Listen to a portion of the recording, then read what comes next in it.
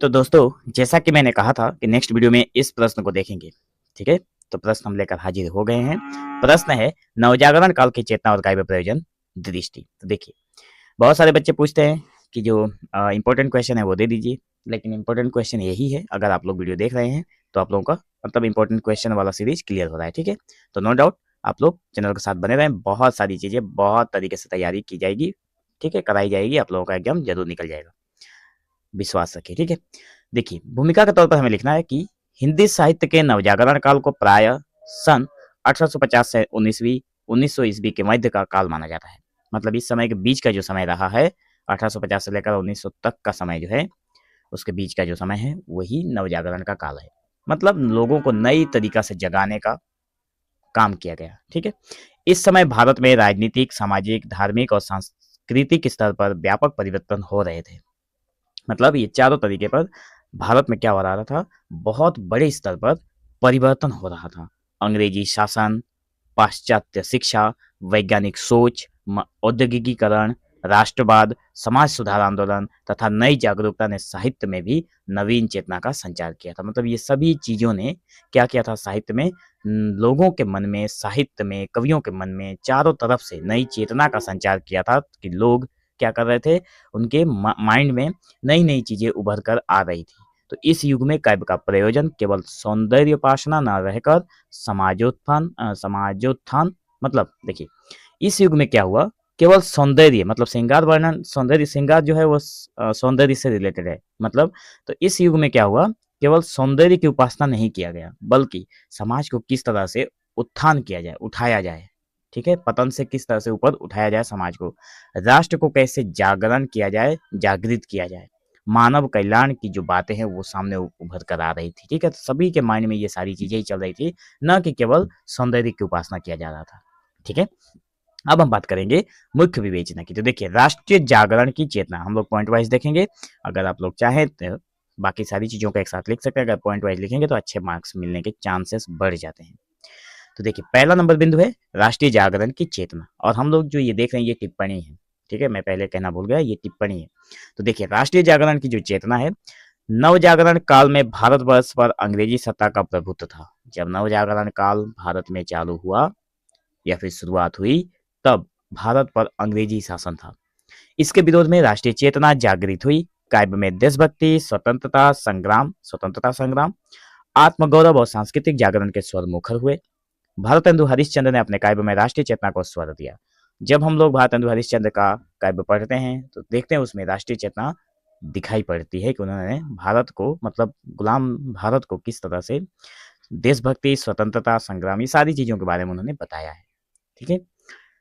दूसरा नंबर बिंदु है सामाजिक सुधार की प्रेरणा। देखिए, इस युग में समाज में व्याप्त कुरीतियां जैसे सती प्रथा, बाल विवाह, जाति प्रथा, अशिक्षा, नारी अपमान आदि के विरोध में कवियों ने काव्य की रचना की। काव्य का प्रयोजन समाज में सुधार लाना और जागरूकता फैलाना बन गया था। मतलब क्या कहा गया है, ये देखिए कि इस युग में क्या हो रहा था, समाज में जो व्याप्त कुरीतियां थी वो प्रचलित थी, जैसे कि बाल विवाह हो गया, सती प्रथा था, जाति विवाद था, नारी शिक्षा मतलब नारी का अपमान, अशिक्षा फैला हुआ था।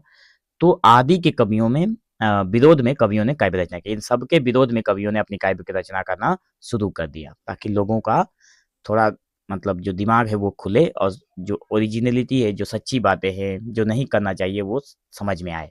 तो काव्य का प्रयोजन समाज में सुधार लाना और जागरूकता फैलाना बन गया।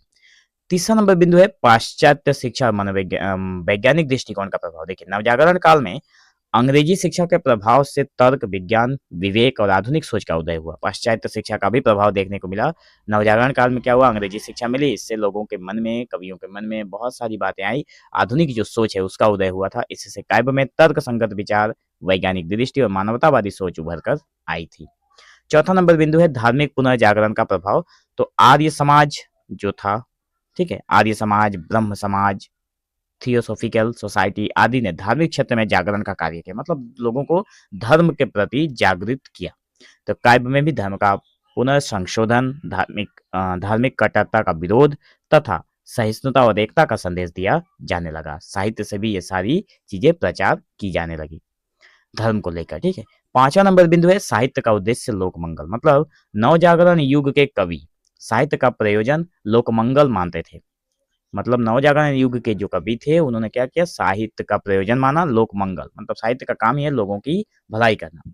तो भारतेंदु जी का प्रसिद्ध कथन था, निज भाषा उन्नति अहे सब उन्नति को मूल। ये बहुत ही फेमस लाइन है, आप लोग इसको याद रखिएगा। अगर एग्जाम में लिखते हैं ये वाला लाइन तो आप लोगों को अच्छे मार्क्स क्रिएट करने से कोई नहीं रोक सकता, ठीक है। तो निज भाषा उन्नति अहे सब उन्नति को मूल, वे साहित्य को समाज सुधार और जागृति का मतलब उपकरण मानते थे। छठा नंबर बिंदु है स्त्री चेतना का विकास। देखिए, इस युग में स्त्रियों की दयनीय स्थिति पर भी कवियों का ध्यान गया। मतलब हमारे इतिहास में स्त्रियों का जो अवस्था रहा है, ठीक है, उसके ऊपर भी जो दयनीय अवस्था थी उसके ऊपर भी कवियों का ध्यान गया और कवियों ने इसके ऊपर भी लिखा कि स्त्री शिक्षा, नारी सम्मान, विधवा पुनर्विवाह आदि पर काव्य रचनाएं हुई है। बहुत तरीके की रचनाएं हुई है। इस प्रकार काव्य ने स्त्री जागरण में भी अपनी भूमिका निभाई। तो काव्य ने क्या किया, स्त्री को उसकी दयनीय अवस्था से निकालने में भी अपनी भूमिका निभाई है। सातवां नंबर है नवीन भाषा और शैली का विकास। देखिए, काव्य प्रयोजन में परिवर्तन के कारण भाषा भी सरल सहज बोलचाल की बनी।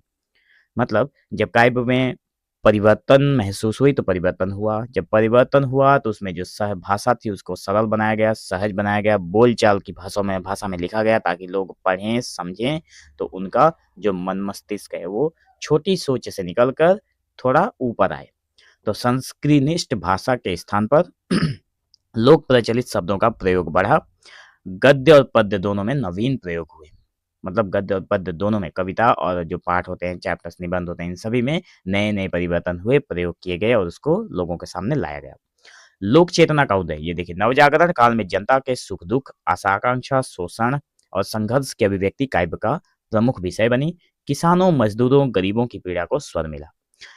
मतलब क्या हुआ, नवजागरण काल में जनता का जो सुख था, सुख दुख वही बातें हैं घुमा फिरा कर, नारी का जो सुख दुख था तो यहाँ पे जनता के साथ भी लिया गया। तो जनता की जो सुख दुख थी, उनकी जो आशा थी, उनका जो शोषण हो रहा था, उनका जो संघर्ष कर रहे थे उनसे निकलने के लिए, ये सारी की सारी चीजें प्रमुख विषय बन गई थी काव्य का। तो इसमें किसानों, मजदूरों, गरीबों की पीड़ा को भी स्वर, मतलब इनकी बातों को भी समाज में रखा गया साहित्य के माध्यम से। शिक्षा के प्रचार प्रसार में सहयोग। अब देखिए, काव्य का प्रयोजन केवल साहित्यिक आनंद न होकर शिक्षा का प्रचार करना भी रहा। देश में जागरूक नागरिक बने, इसके लिए काव्य रचनाएं प्रेरक बन गई। मतलब काव्य ने क्या काम किया, केवल मनोरंजन नहीं बना के रखा बल्कि लोगों को आगे बढ़ाने में, लोगों को शिक्षा देने में, ताकि लोग इसको सीखें, जाने, समझें और मतलब उनकी उन्नति हो, ठीक है। लोगों को जागरूक करने का काम किया साहित्य ने। अगला बिंदु है नवजागरण के प्रमुख कवि और उनकी भूमिका। तो देखिए, नवजागरण के प्रमुख जो कवि हैं, जिन्हें प्रमुख कवियों में भारतेंदु हरिश्चंद्र आते हैं, प्रताप नारायण मिश्र आते हैं, बाल मुकुंद गुप्त आते हैं, राधाचरण गोस्वामी आदि ने काव्य को नव चेतना से संपन्न कर दिया। इनके काव्य में देश प्रेम, समाज सुधार और नैतिक जागरण के स्वर प्रमुख हैं। तो निष्कर्ष के तौर पर हम लोग यही बोलेंगे कि नवजागरण काल की चेतना ने हिंदी काव्य को जीवन के विविध क्षेत्रों से जोड़ा। अब काव्य केवल भाव रस में डूबा हुआ सौंदर्य प्रेम न रहकर समाज, देश और मानवता के लिए जागरण का माध्यम बन गया। इस युग में काव्य प्रयोजन ने लोकमंगल को लक्ष्य बनाया था। इस युग का जो काव्य था उसका क्या प्रयोजन था, उसकी क्या जरूरत थी, उसकी क्या आवश्यकता था कि लोगों की भलाई करना उसका लक्ष्य था और साहित्य को जनचेतना का सशक्त माध्यम बना दिया। तो यही नवजागरण काल की सबसे बड़ी विशेषता है। तो दोस्तों, नेक्स्ट वीडियो में हम लोग देखेंगे लांजाइन्स का उदात्त विवेचन, ठीक है। तो मिलेंगे हम लोग एक नए वीडियो में, तब तक के लिए धन्यवाद।